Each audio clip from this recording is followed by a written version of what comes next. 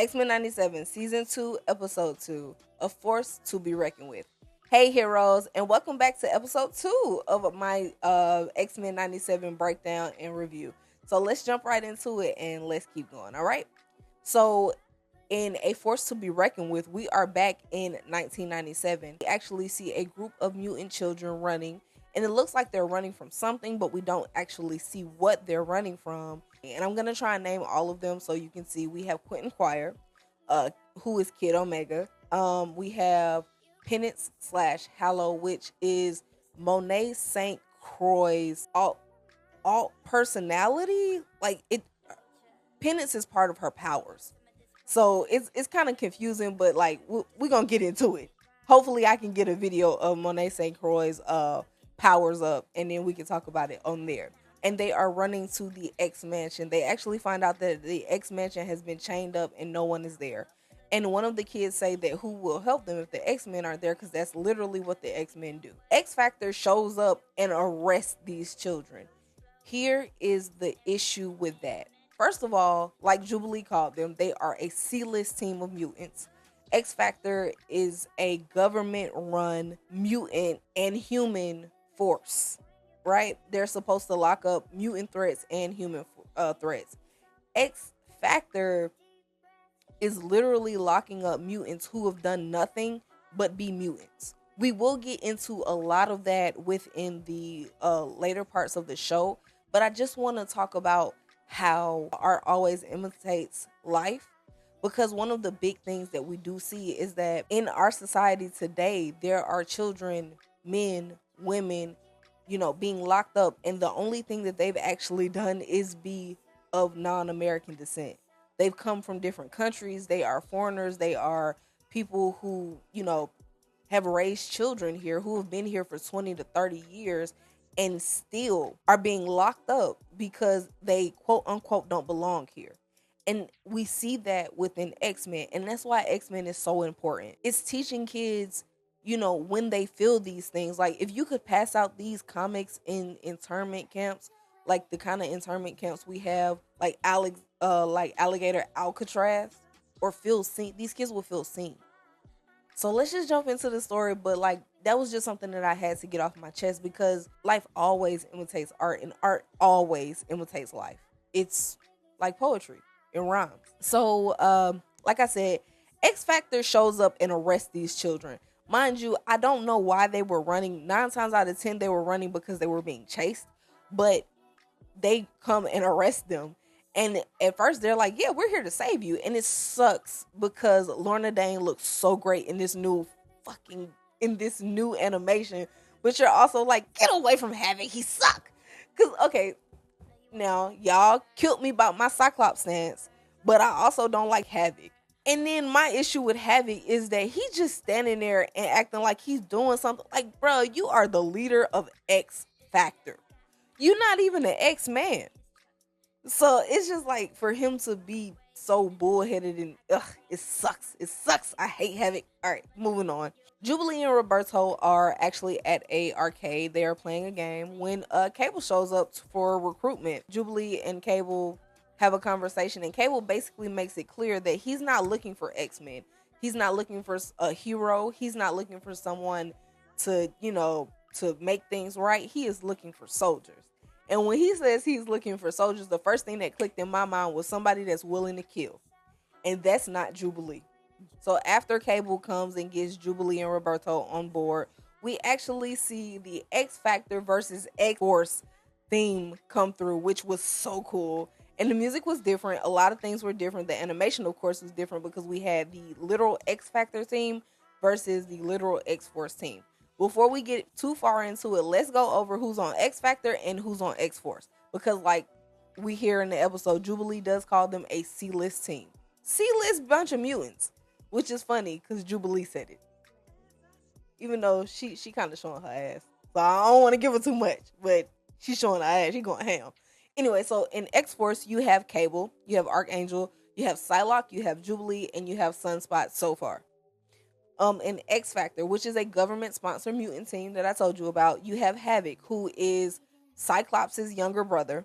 You have Polaris, who is Lorna Dane. depending upon what continuity you rock with, Lorna Dane is Magneto's daughter and also is not Magneto's daughter. There's this storyline where where Polaris basically is mind tricked into thinking that she's Magneto's daughter for whatever reason. So there's people that go with that continuity. But yes, Polaris controls metal. She manipulates metal and metal fields and things like that, just like Magneto. But I think on a larger scale, which is even more cunty and dope. We got Multiple Man. We saw Multiple Man in X2. The X2 movie, we saw Multiple Man. We also have Strong Guy, Wolfsbane, and Siren. Those are all of the people on X-Factor. In X-Force 97, since that's what we're doing, we are in Rio, where they are having Carnival, and we see X-Force is hunting War, which is Abraham Kuros. They are basically watching him through the Carnival parade, and Psylocke actually engages, but Jubilee and Sunspot are actually able to attack him from the side, and Psylocke basically knocks him out. This was too easy, by the way. So Psylocke goes ahead and probes his mind, and when she probes his mind, she does get a little bit of something, but everything is basically being guarded by Diamond. Yeah. And if it's being guarded by Diamond, just like Jubilee says, it can only be one mutant. Cable tells Archangel to kill War, and Archangel goes ahead and kills War, and Jubilee has a complete issue with this, which I understand because she is an X-Men. She comes from the X-Men. They've only been gone for 6 months. It's really weird for her to watch a team, especially Cable, who is Jean and Cyclops' son, who Jean and Cyclops are one of the main proprietors of Turn the Other Cheek and Do It Without Violence and Let's Talk Them Down type shit. Storm too, but she'll do whatever it takes, but Storm also. And Cable is killing niggas. Cable is taking these niggas the fuck out. But Archangel does kill War, and Jubilee is like, hey, look, if I'm going to be part of this team, I'm not killing nobody. And I don't think we should kill anyone. That is too much. And I feel Jubilee. I'm like, yeah, I feel that. So Jubilee tells them that they can't kill anybody, and she will help them with the next clue. We don't see Cable agree to no killing, so I don't know how that's going to work in the future, but Jubilee does tell them basically it was Emma. Cable asks Emma about her involvement with War and what exactly she was doing. And Emma basically says she is a matchmaker. She matches demand and supply. That's all she does. And of course she knows these people, but she's not getting into nothing crazy. And one thing I can say about Emma Frost is that while Emma Frost comes off as the Snow Queen, she comes off as cold, she has in the comics, she has a warm spot, and she's not always as terrible. So, we're not going to do too much on Emma, but she is a bitch right here. And probably within all of 97. We're going to see. We're going to see what we get, right? Jubilee asks Emma where she sent War to get the address. And Emma's like, I'll give you the address. It's just not going to come for free. Which, I ain't mad. She about her money. Matters your money. So the show flashes to Gasted, Switzerland, where X-Force lands. I hope I'm saying that right. If I'm not, the Swiss, please let me know, okay? Archangel says that the equipment Apocalypse is using now is far more advanced than the equipment he used on him in the original animated show. So if you remember, in the original animated series, there is, of course, an Apocalypse storyline because Apocalypse is a huge villain within the X-Men world. And in that, we find out that Archangel, who went to Apocalypse also thinking he was going to a different doctor, which happens to be Mystique, goes to Apocalypse because he doesn't want his powers anymore. One thing about Archangel is that he, even in X2, he was trying to get rid of his powers. And so Archangel goes, and Apocalypse, instead of giving him his powers, turns him into a horseman of Apocalypse. And the only way that Archangel is actually saved is because of Rogue. Rogue pulling out the Apocalypse in him and allowing him to keep the new transformation and be Archangel. Archangel was created as a horseman early on, in the animated series. I think that was maybe season 1, if I'm not mistaken. So Archangel says that the Rio attack was probably a trap to basically pull their focus on War on purpose. But then Emma basically sets them up and has X Factor come in, which I thought was interesting because she got paid twice. They don't show X Force paying her, but I'm sure that if they got the information, X Force paid her. Because Emma's not the kind of girl that's not gonna get her money and give you the information. That's just not who she is. X Factor comes in, and X Factor actually grabs Jubilee, and Havoc and Lorna Dane interrogating Jubilee, which is really funny because she calls them a C-list roster, and she calls Havoc not Cyclops, which I feel like is period. That's how I feel, Ju. That's how I feel, Jubilee. Not Cyclops in this C-list roster. And then my whole thing is, Lorna Dane, you better than that. Why you hanging with them? You better than that. Anyway, after Jubilee insults them, Lorna tells Havoc she needs to have 10 minutes alone. Well, 2 minutes alone, a minute alone with Jubilee. And Havoc is like, I don't care, have 2, because he going to prepare a sale with his bitch ass. Anyway, Lorna sits down and she has a conversation with Jubilee. And Jubilee reminds her that everything that she's doing is not indicative of being a X-Men. Like, it's almost like you don't remember your time as an X-Men, and locking up mutants has become your job. Professor Xavier would be very, very disappointed in this bullshit that you've become. And I feel like that was Jubilee talking about the state of the world right now. Like, the fact that there are people who are calling freezing cold water on their neighbors in order to get their neighbors locked up or not pay bills. Like we saw the lady who called the freezing water on the roofers who were fixing her roof so she wouldn't have to pay. I think that when the world starts to break down, you see people who are supposed to be of sound mind and dignified people doing undignified shit. Lorna Dane is an incredibly powerful X-Men, and she is literally locking up people who are just like her. They're mutants just like her. And it fucking sucks. And I think it's a really poignant conversation and reflection of what we live through today. If you can understand that these mutant children are innocent and what they're doing is wrong, what X Factor is doing is wrong. And I know I'm getting a little too political, and we're going to get right back into X-Men, but X-Men is political. X-Men is a political show. Like, the comic itself is political. So there is no, oh, we're going to talk about X-Men without bringing the politics into it. You cannot do that. What's happening right now in our world is also being depicted in X-Men 97. And if it breaks your heart to see these children who are just mutants, who have done absolutely zero to anyone other than have powers, being locked up in detention centers and held against their will for zero, nothing, then it should make you feel some kind of way about this shit going on in our world. Havoc comes back and he's like, hey, we got a cell for her. Let's go. So they put Jubilee in a cell. And while Jubilee has been dealing with them, she's been straight. She's been cool. She's been calm. She's been very much so like level-headed.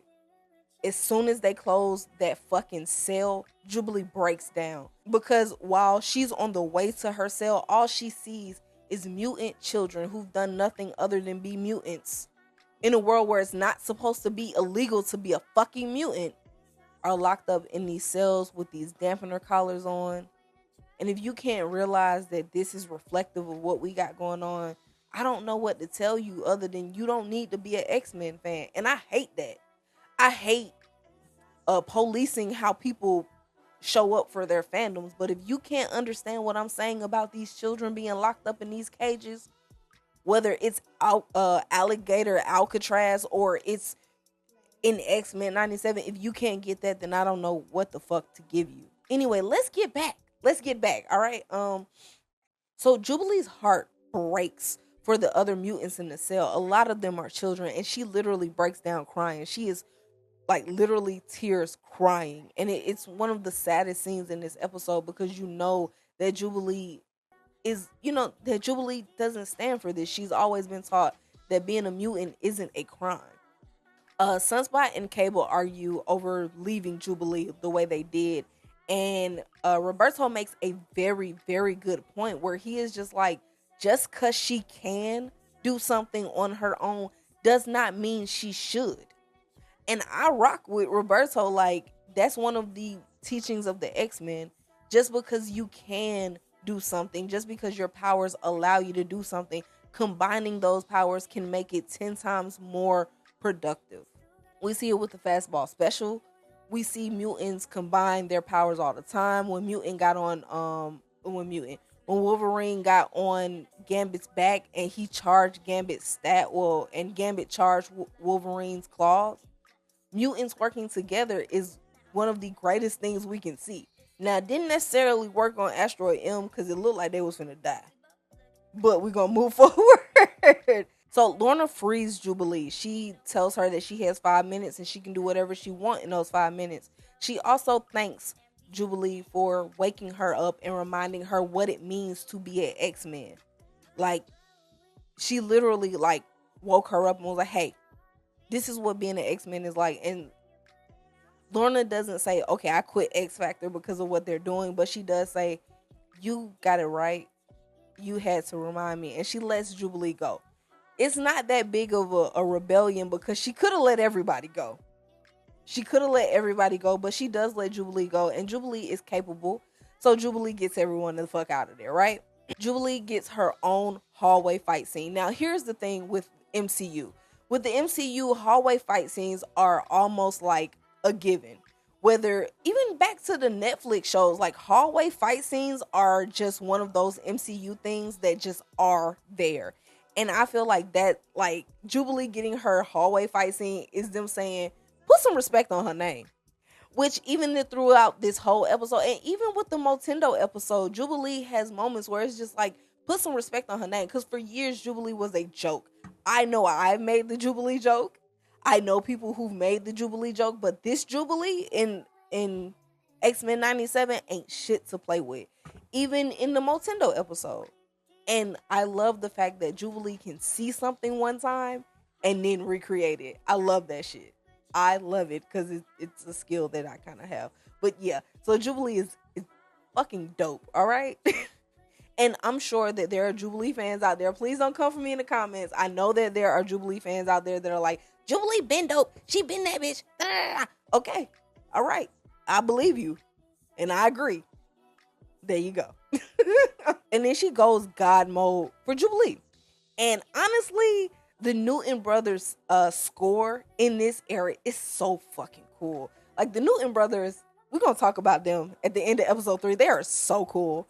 But so she takes down most of the guards by herself, and X-Force grabs the other prisoners, and Jubilee makes a stylish jump for like the sky. Like she's like, and I love the fact that Roberto and Jubilee's relationship has grown so far that she's not even worried if he's coming. She just knows he's coming. And I think that is one of the coolest things that Jubilee like has going for her, like in that situation. Because she was like, I ain't worried about this.